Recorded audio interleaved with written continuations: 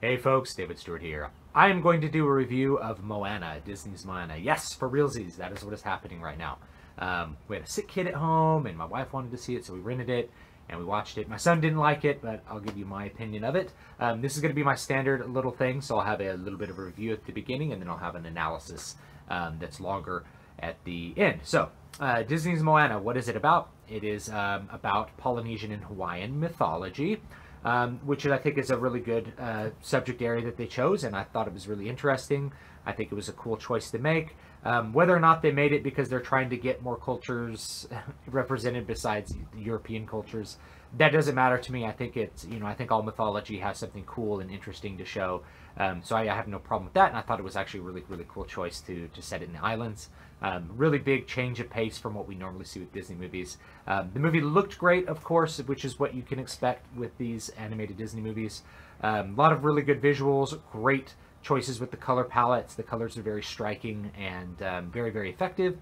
Let's talk briefly about the story. The story is going to be your standard Disney fare. So if you're looking for something that's really going to break the mold, not quite with this one. But if you're looking for something that's going to deliver consistently what you've liked in the past, then it's going to do that. It's got the standard plot structure that's basically save the cat. Even at the beginning, there's a point where she literally saves a baby turtle, which is straight out of the screenwriting manual, Save the Cat. You have a female protagonist, you have a flawed male to sort of be her counterpoint, just like in movies like Tangled. Then that flawed male has to overcome, whatever his flaws are in order to achieve the plot goals and in order to, become worthy of the female protagonist. All that stuff's pretty standard fare. Of course, at the end, they try to avoid what they've done in the past, even though they really set it up in the movie, and it kind of gives an unsatisfying ending. And when it comes to like the male-female interest part, and that's my opinion on that.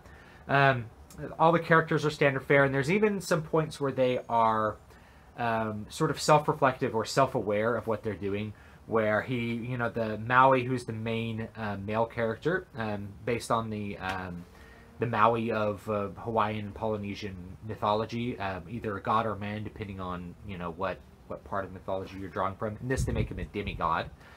He makes a joke to Moana, the main character, the protagonist, the female protagonist, that she's a princess, and she's like, I'm a chief's daughter, and he's like, you're wearing a dress and you have a sidekick. She has this like really dumb comic relief chicken that's a sidekick. That means you're a princess. So they're like aware of the formula that they're adhering to. But if you're okay with the formula, I think it's going to be fine. They execute the movie as well as I could expect it to be executed, I suppose. There's lots of adventures. There's a lot of great diverse visuals, and overall, I think the movie works. And so, if you like Disney movies, this is probably going to be one that you're going to really enjoy. If you don't like Disney movies, then this one's not going to change your mind on them. Music, last thing I'll say about the music before I dive into analysis. The music is okay. Now, I think the music sounded fine. I think it sounded good. I thought the score sounded good. I thought the musical numbers were okay. They didn't really match each other well, but we had that in Frozen as well, and people didn't seem to mind. I thought Frozen was kind of weak musically, and this one's, I guess, a little weak musically as well. Something my wife noted is that all the kids, she teaches at an elementary school. She's a speech pathologist, and she's at an elementary school a lot of the time. And none of the kids are singing the songs from Moana, which means they didn't really have that little catchy edge that most of those Disney movies have when it comes to the musical numbers. So music's a little weaker, I guess, but the score works. I think the score works really well, and has a lot of uses a lot of mixture between Western sounding music, Western tradition, and the Eastern island stuff, and it makes a good mix, and I think it's effective. Let's dive into analysis. I'm going to first talk about production, and then I'm going to dig into the deeper stuff here. So first of all, production. Production, of course, is top-notch, which is to be expected from a Disney movie. The visuals are really, really good. Character design, as I mentioned, is a lot like Frozen or Tangled. But there's a little bit extra detail with the characters this time around that I think adds a little bit to their humanity. A lot of them have tattoos, and the tattoos have a really sort of natural look to them, even though they have the sort of exaggerated eyes still. The tattoos, I think, are actually a really cool focal point of the character design. Likewise, the characters, they have hair that moves even better than maybe what I've seen in the past. I think they have people that were working on it that were just hair animators. It's like, that's your job, make the hair look good. And it works. The characters are also not, we don't have quite like the rail-thin European princesses.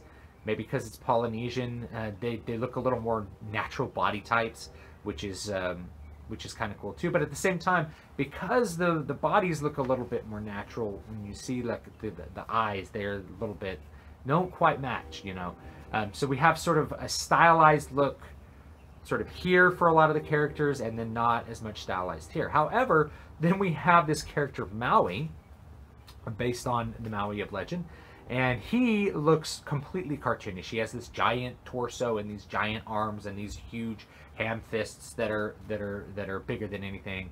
And that his character design fits what he does. He has this big block head with like this long curly hair. His character design fits what he does. He has super strength and that kind of stuff. However, it doesn't match with what the other characters we've seen. It works, it's okay, but again, there's some slight aesthetic mismatching going on.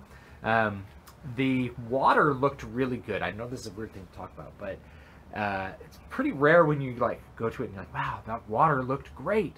But it did. It looked, they had a really beautiful color and really beautiful animation of the water. I guess it's the best water I've seen in a movie, and that's not real water. And because this is a movie that takes place on the ocean and on islands and on the sea, that animation of water, if it had not been as detailed or had not had as much focus in the production as it did, I think you would have had a much diminished visual impact. Likewise, there's some great visual impact from stars and all sorts of other atmospheric effects that they do. Just the movie looked really good, and that is, I guess that's to be expected. Things that come out of either, there's two sort of animation studios that make these computer animated things at Disney. One of them is in Burbank and is like the Disney studios. The other one is Pixar. Those two, there's actually a lot of references to Pixar in this one. So we have a chicken sidekick that looks like Becky from Finding Dory, which I never did a review of. I guess I could do that one as well. And then we have the sea turtles, which are basically the models from the Pixar movie. And you can see my dog in the background, by the way. She's gonna, I wonder what she's doing. But anyway, so there's both of those studios produce really, really good work, and that's pretty good. You should expect it to look good, and it does look good. Like I said, the music is good overall. The score works. I don't think the musical numbers are that good, and whenever we hear them, they feel out of place compared to what we've heard around us. And I don't remember having that feeling with Disney movies in the past as much. So the musical numbers feel slightly disconnected from the rest of the score, like they just kind of don't belong. And there's not that many of them. There's 3.5, 4 of them, and there's a lot of space in between them. I guess one of the weak points would probably be the musical sung numbers. I think that would probably be a weak point. Sound design wise, there's not that much to complain about. There are quiet moments and loud moments, but there's not a giant contrast between the two. Some of that may have to do with the sound transfer because I watched it at home. So in the cinema, it might have had there might have had a more extreme contrast between the sounds. But it's not like hyper compressed or anything. There's no distortion when things get loud. They did the sound design with enough headroom that the louds feel pretty loud, softs feel pretty soft, and we can hear the dialogue most of the time. There's very few places where I had trouble hearing the dialogue because of the way the dialogue was mixed in with the regular voices. And you have to keep in mind is that all these movies are originally programmed at 5.1, and then they get mixed down to a 2.0, or your system mixes them down, and that mix down is not always perfect. But in this case, it's pretty good for the video. So that's a judgment on the video. Let's talk about story now. We'll do setting, characters, plot. Setting I mentioned was Polynesian mythology or Hawaiian mythology. They share a lot of things, and one of them is the focus on this figure of Maui, who in some traditions is a man, some traditions he's a god. In this one, they make him a demigod, and they use that word a lot, demigod. He's immortal. He's lived on. When we finally find him, he's been living on an island alone for 1,000 years. So that means that he's not quite restricted to the mortal realm the way that we would think. And that's kind of important for how things play out, the way that they sort of set him up. The main focus of the setting is this idea that the mythology is real, and that you have the setup for the plot, and I'll talk about this in a minute, is Maui steals this heart of this goddess, and that's causing like all these basically all the islands to die. And so the quest is you gotta go replace that. And so that's sort of the background, and that inspires then the characters to feel fearful about leaving their island and things like that. There's a lot of fear motivation from the characters that tries to be derived well from the setting. I think the setting produces a really cool visual backdrop, and so I appreciated it for that reason. And I also just appreciate mythology. It is kind of a pity that they focused on this one character, Maui, and they didn't talk about any of the other aspects of the religion. That I think would have created a little more depth to the characters in a lot of respects. A lot of times you just sort of graze over any kind of religion, especially in Disney movies, because they want it to be inoffensive. You just sort of skip over any of the religious parts, and I get that because you're trying to broadcast to a wide audience. However, in this case, you're dealing with a culture that most of the viewers are not going to be part of, and I don't think it would be a terribly bad idea if you had a little bit more of the religion sort of mixed in there. I think that would have added a little bit of depth to the setting. Next thing, characters. So the characters I mentioned were a lot motivated by fear. Here's the main character is named Moana. She's the daughter of a chief. The chief is the chief of a tribe on an island, and he is a very fearful person. He doesn't want his daughter to leave. He doesn't let people go out past this barrier reef that sort of encloses a lagoon that they fish out of. And what ends up setting the plot in motion for those characters is this sort of rotting tank that's created by Maui comes to their island and threatens their food supply, and so they have to come up with other solutions. Moana, the main character, is very motivated by like a desire to grow and to sort of be herself, which is a really typical motivation for Disney princesses and Disney characters. Is she able to achieve that growth? For the most part, yes. The other thing about the characters is that they, a lot of them seem to have forgotten like their ancestry, and that comes into play in the plot when they reveal sort of how things, what their former, like how they got to the island and that sort of stuff, and a little bit more about the mythology. Maui as a character is your standard flawed male character.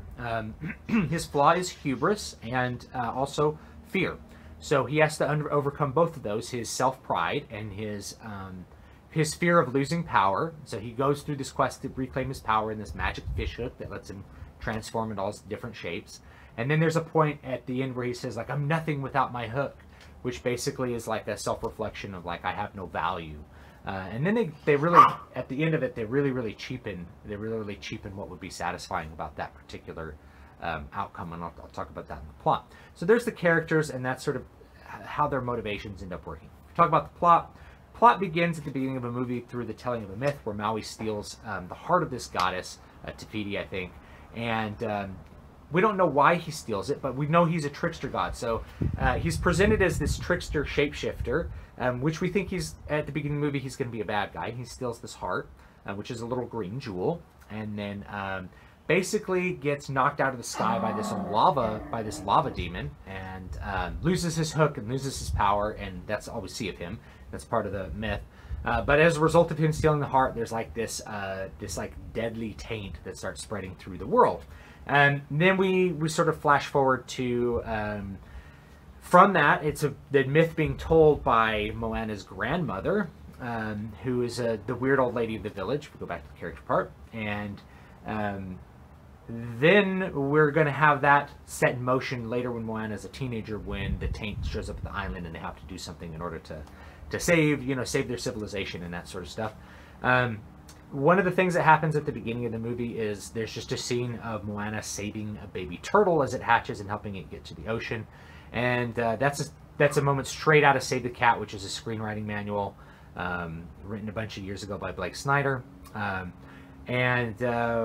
that does is that prompts the ocean, which is has a personality and a deity, I guess, in this particular movie. It prompts the ocean to then give the heart of Nefiti to the little girl.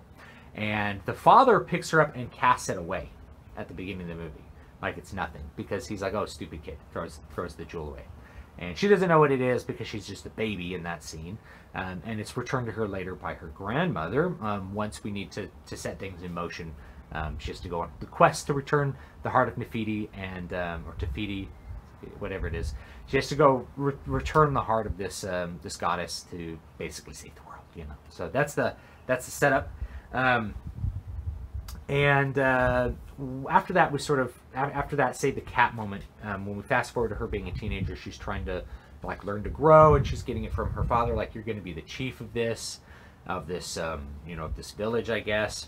And it's all very nice. Shows a little relationship between, you know, father and daughter. The tank comes.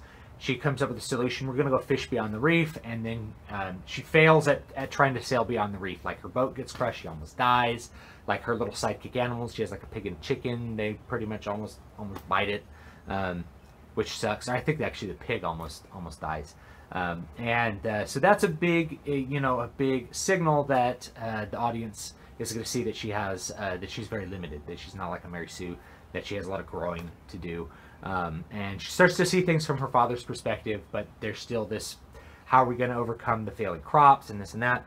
Then her grandmother reveals to her, okay, our people used to be great travelers of the sea, and that inspires her to go off and save the world with this jewel. So then, using a bigger boat that her ancestors built, she's able to go do this. She finds Maui on an island. Now, the thing about the plot, so one of the things you have to understand about the plot, as I talk about the setup, she finds Maui on an island after she gets shipwrecked by a storm. There's a continual divine intervention that happens throughout this movie, and we're not just talking fate. We're talking like straight up intervention of the gods. So the ocean is a god in this sense. The ocean gives her the heart gives her the jewel. And the ocean saves her on multiple occasions. The ocean wrecks her ship so that she washes up on shore and finds Maui, who she needs to return the jewel for some reason. Right? We have this idea that maybe only like that she needs to find him to do it. It's not quite clear, and they don't really bother to justify that. It's like, why can't she just go do it when she needs the demigod to do it? But she finds him. He doesn't have a hook, but he's still like super strong. Which then kind of undercuts the sentiment he has towards the end of the movie. That's just like, I'm nothing without my hook. It's like, you're like the Hulk without your hook. You can just pick up rocks and chuck them. You know, you're pretty far from useless without your hook. So once those two get into play, then there's a bunch of tension between them, and then you also have this cool reveal, which I think was effective. That basically Maui, who's played by Dwayne Johnson, by the way, The Rock.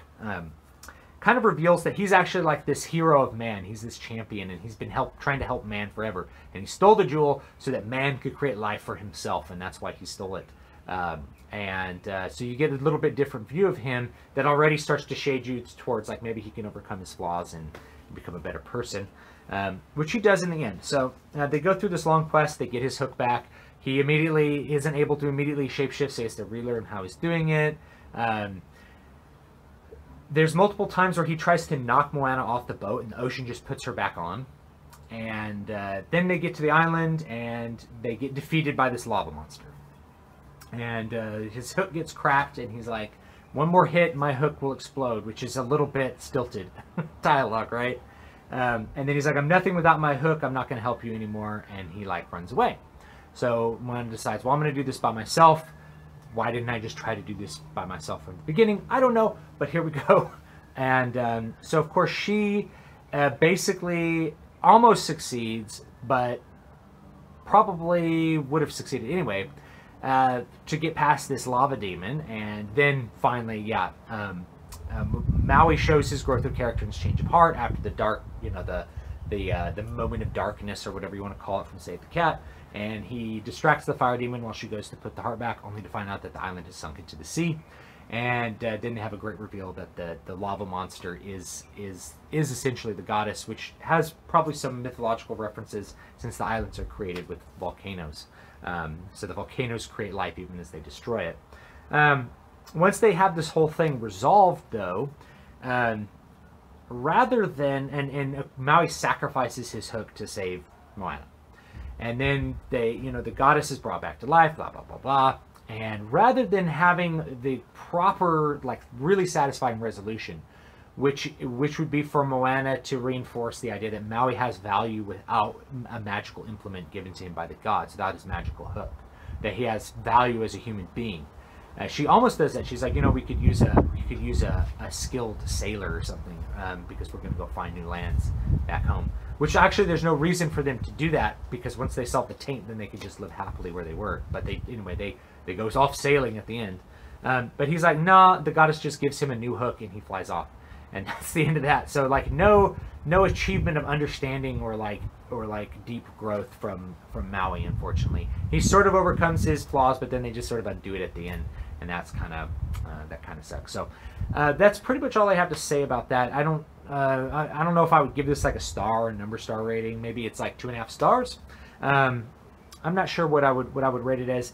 If you like Disney movies, you're probably going to like it. And if you don't like Disney movies, you're not going to like it. My analysis is how those things come together and work and don't work. I kind of feel that like the setups of the plot kind of undercut most of what they're doing. And here's the other thing. So this is what I really wanted to get to. Because there's so much divine intervention, because, the ocean is acting to orchestrate all these things, we're left with the question, why couldn't the ocean itself just put the jewel back? If it could bring the jewel to one island, why can't it just put it back by itself? Why can't it take Moana and like just bring her straight there using the power of the ocean? Why can't it just like push her along a wave all the way there? Because you see the water like throwing her around. So why didn't the god just do that? So we're kind of left with this question of like, what was the point of all this when there's so much divine intervention? And that is a thing that you got to avoid if you're a writer, is that if you have so much divine intervention with a hero that the hero doesn't do anything, then you're going to leave your audience kind of wondering like, well, what was the point of making her do all that when the gods could have just done it if they wanted it done? If that makes any sense. So you guys have a great day. Don't forget to like, comment, and subscribe. Links to my books are down below. I appreciate if you read them and buy them, review them, and pass them on as always. And I'll see you next time.